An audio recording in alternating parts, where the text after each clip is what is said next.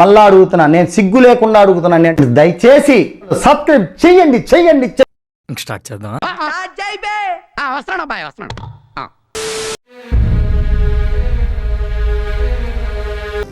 Party లేదా పుష్ప?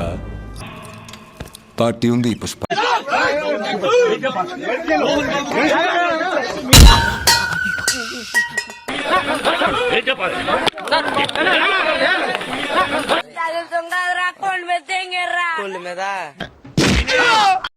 మీద కొట్టేశారండి.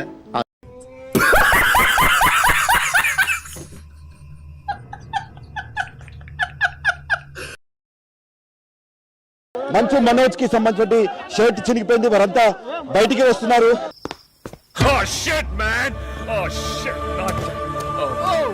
బయటికి వస్తున్నారు. ఏసీపీతో వాగ్వాదం చోటు చేసుకుంటుంది. ఏసీపీతో మాట్లాడుతున్నారు. మీరు ఎవరండి? నేను పోలీస్ ఆఫీసర్ని. అయితే చంపు చంపు. పోలీసులు ఏసీపీ జరగండి దగ్గరుండి కొట్టిస్తున్నారు. మీకు అసలు ఏం రైట్స్ ఉన్నాయండి మమ్మల్ని ఇళ్ళకి తీసుకొచ్చి చంపడానికి? అత్తాపూర్ పిల్లర్ నంబర్ 377 దగ్గర గాంజా అమ్ముకునే వాళ్ళ ఉన్నారు మీరు అందరూ. ఓర్రా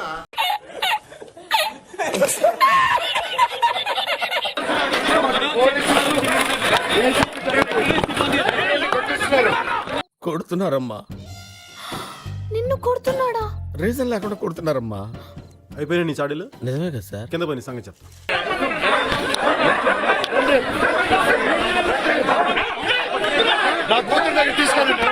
ఏంది ఎందుకు నీ ఎన్ని ఎందుకు బాగా చేసుకుంటున్నావు కదా సినిమాలు.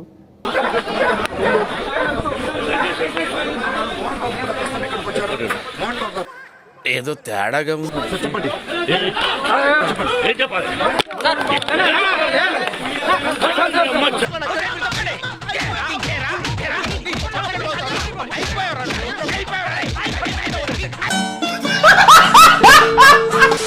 ఆశీర్వదించండి మావయ్య. కుమారుడు మనోజ్ అతని భార్య మౌనిక పైన చర్యలు తీసుకోవాలి. అసాంఘిక శక్తుల నుంచి తన ప్రాణానికి, తన ఆస్తులకు రక్షణ కల్పించాడు. కన్న తండ్రిని కొట్టి మళ్ళీ ఎందుకు కొట్టామని అడగమంటావేంట్రా సిగ్గు లేకుండా? నేను జల్పల్లిలో 10 ఏళ్లుగా నివసిస్తున్నాను. 4 నెలల కిందట నా చిన్న కొడుకు మనోజ్ ఇంటిని విడిచిపెట్టి వెళ్లాడు. కాగా మనోజ్ కొందరు సంఘ వ్యతిరేకులతో కలిసి నా ఇంటి వద్ద కలవరం సృష్టించాడు. నేను తెలిసి ఎప్పుడు ఎవరికి అన్యాయం చేయలేదు, అలాంటిది నాకేదో జరుగుతుందా ఇలా? ఇంతటితో సరిపెట్టకుండా నా ఇంటిని శాశ్వతంగా ఖాళీ చేయమని బెదిరించాడు.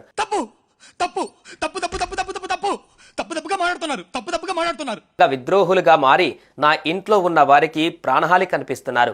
చట్ట విరుద్ధంగా నా ఇంటిని స్వాధీనం చేసుకునేందుకు మనోజ్, మౌనికలు ప్లాన్ చేస్తున్నారు. అందులో తప్పే ఉంది, అది ఆర్ట్. నేను 78 ఏళ్ల సీనియర్ సిటిజన్. మనోజ్, మౌనిక, అతని అనుచరులపైన చట్టపరమైన చర్యలు తీసుకోవాలి. ఆస్తులను మనోజ్, మౌనికల నుంచి కాపాడండి. నా భద్రత కోసం అదనపు సిబ్బందిని కేటాయించండి. నా ఇంట్లో ఎలాంటి భయం లేకుండా గడిపేందుకు రక్షణ కల్పించాలంటూ మోహన్ బాబు రాచకొండ పోలీసులకు రాసిన లేఖలో పేర్కొన్నారు. ఎక్కడ నగ్గాలో కాదురా, ఎక్కడ తగ్గాలో తెలిసినోడు గొప్పోడు. మోహన్ బాబు కుటుంబం వివాదం అంతకంతకు పెద్దదవుతూ వస్తుంది. పరస్పర ఫిర్యాదులు జరిగాయి. తాజాగా మోహన్ బాబు, విష్ణు, మనోజ్లు కలిసి జల్పల్లి ఫామ్ హౌస్ లో మీటింగ్ పెట్టుకుని చర్చించుకున్నారు. ఈ క్రమంలో వీరికి సంబంధించిన వీడియో ఒకటి లీక్ అయింది. ఒక వ్యక్తి మేడపై నుంచి వీడియోలు తీసి సోషల్ మీడియాలో అప్లోడ్ చేశాడు. ఇంత టాలెంటెడ్ ఉన్నావు. ఆ వీడియోలో ఓ బౌన్సర్ 2 యువకులపై దాడి చేయడం కనిపిస్తుంది. పెదరాయుడు తరహాలో మోహన్ బాబు కుర్చీలో కూర్చొని ఉండగా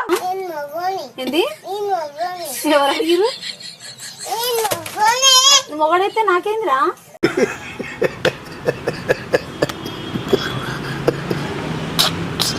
జనం నిలబడి ఉన్నారు. ఇదంతా ఫామ్ హౌస్ లో 6 బయట జరిగింది. కుర్చీలో కూర్చొని ఉండగా ఓ బౌన్సర్ 2 యువకులపై దాడి చేశారు. బాలేదా? ఇది మంచి పద్ధతి కాదా? ఇది మీరన్నా చెప్పండి, నా మాట చెప్పండి, పత్రికలో చెప్పండి. జనం ఉన్నప్పటికీ ఎవరు ఆ బౌన్సర్లను అడ్డుకోలేదు. సెల్ ఫోన్ లో వీడియోలు, ఫోటోలు తీశారనే కారణంతో వారిపై దాడి చేసినట్లు తెలుస్తుంది. ఊహిస్తేనే భయంకరంగా ఉంది. బిల్డింగ్ పై నుంచి గుర్తు తెలియని వ్యక్తి ఒకరు వీడియో తీసి మీడియాకు లీక్ చేశారు. ఆ వ్యక్తి ఎవరు? వీడియో ఎలా ఎందుకు తీశారనే వివరాలు తెలియలేదు. కానీ ఈ వివాదం మాత్రం మంచు ఫ్యామిలీకి మైనస్ గా మారిందని, కుటుంబ వివాదం కాస్త రచ్చకెక్కడానికి కారణం ఎవరంటూ సోషల్ మీడియాలో చర్చిస్తున్నారు. నిన్నగా మొన్న చూసాం, ఆడెవడో చందనం దొంగ వాడు హీరో.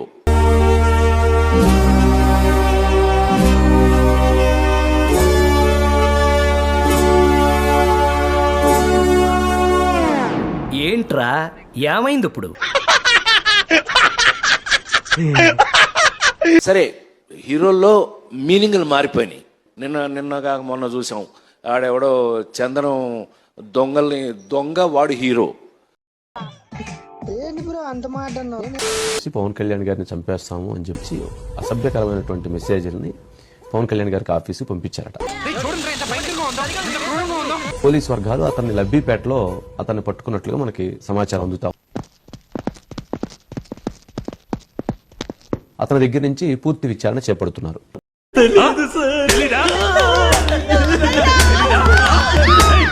అయితే ఇక్కడ మనం గమనించాల్సింది ఏంటంటే, రాజుగారు ఎవరైనా సింహం ముందుకు వెళ్ళి ఫ్లూట్ వాయిస్తారా అండి? ఇవన్నీ మేము మర్చిపోతాం అనుకుంటే మటుకు మీరు చాలా పెద్ద తప్పు చేస్తాను. మేము మర్చిపో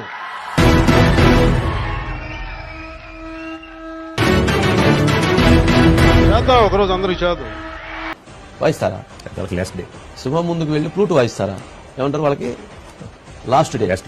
ప్రేమిస్తాం, పడతాం, భరిస్తాం. కానీ సింహం ముందుకు వెళ్ళి ఫ్లూట్ వాయించడం అనేటువంటి పనులు చేయకూడదు. అంటే అవసరమైతే తాట కూడా తీస్తాం.